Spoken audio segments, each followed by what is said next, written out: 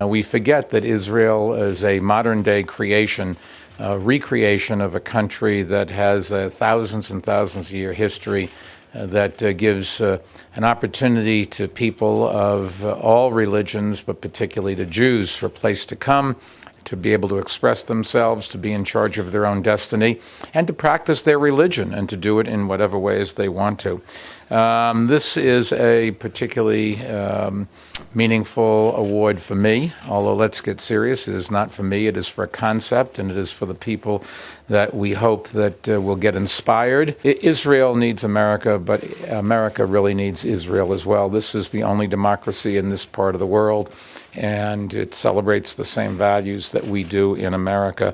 And it is just terribly important that we recognize we have to stand together, and there should not be anything as close in terms of international relations as the relations between America and Israel. Well, I think my values come first and mainly from my parents, who were practicing Jews, and Judaism was a part of our everyday life.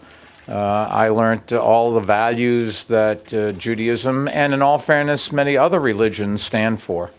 And what is particularly Jewish, I think, comes from the Jews having been persecuted for centuries, and with that you develop an understanding that you have to study hard and work hard and go more than 50% to be equal.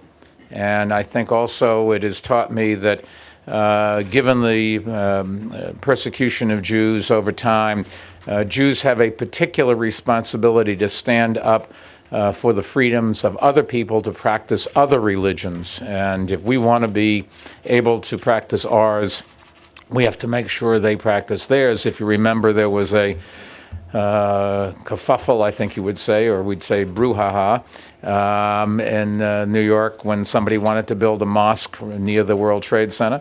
And I stood up and said, if I'm going to be able to build my shul, they've got to be able to build their mosque. You're talking about Jewish identity, and we're familiar with the issue of assimilation. Would you say that you're promoting Jewish identity also to fight assimilation, or is that problematic to say? No, I think everybody should make their own decisions and what they want to do. I'm very proud of being a Jew, and I think that that doesn't mean that other people's religions aren't appropriate for them. And I've never believed we should tell somebody else what they should believe or how they should pray. You don't see assimilation as a problem? I think assimilation is a fact that changes the character of society, and some people like it and some people don't, but it's up to individuals. We certainly should not tell somebody who they can love, who they can marry, whether it's based on religion, gender, or anything else. To me, Jewish values are family, honesty, taking care of others, which I guess you'd call being philanthropic. But it's also, if you take a look at the other major religions, they actually have many of the same, almost all the same values. I think it's a question of how they instill those values in their not constituents, congregations, if you will. And look, there's an awful lot of, no one religion has a lock on great people or terrible people.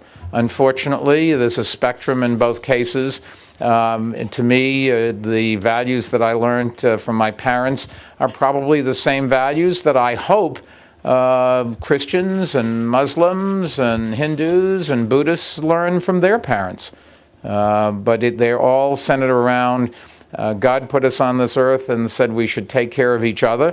All of the major religions teach that, and we have a real obligation to not just talk about it, but to actually do it. And I've tried to instill those values in my daughters. I think they have them. They have spent their adult lives in the philanthropic world.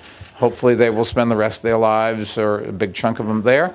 And I think that whether it's in my company and the people that I'm lucky enough to work with, or in my foundation, the people who are really looking at how we can best improve people's lives around the world, the values that we have are identical to the values that I was taught as a young person. I just wanted to know, do you miss being the mayor of New York? And if yes, why? And if no, why?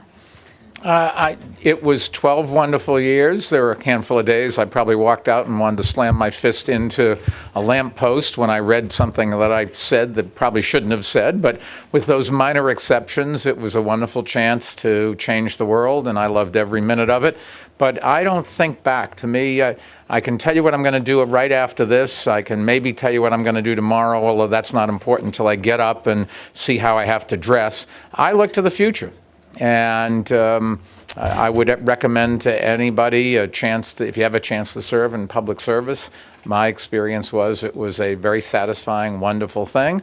It's great when somebody yells, "Great job, Mayor," and thank you very much. But I'm looking forward to all of the new opportunities, and that's not going to be elective office, but if one of the things that we're doing in Bloomberg Philanthropies, as you know or may know, we've created a nonprofit consulting company to help cities around the world do what I think, at least understand what New York did and see if the things that New York did would be applicable and useful to them.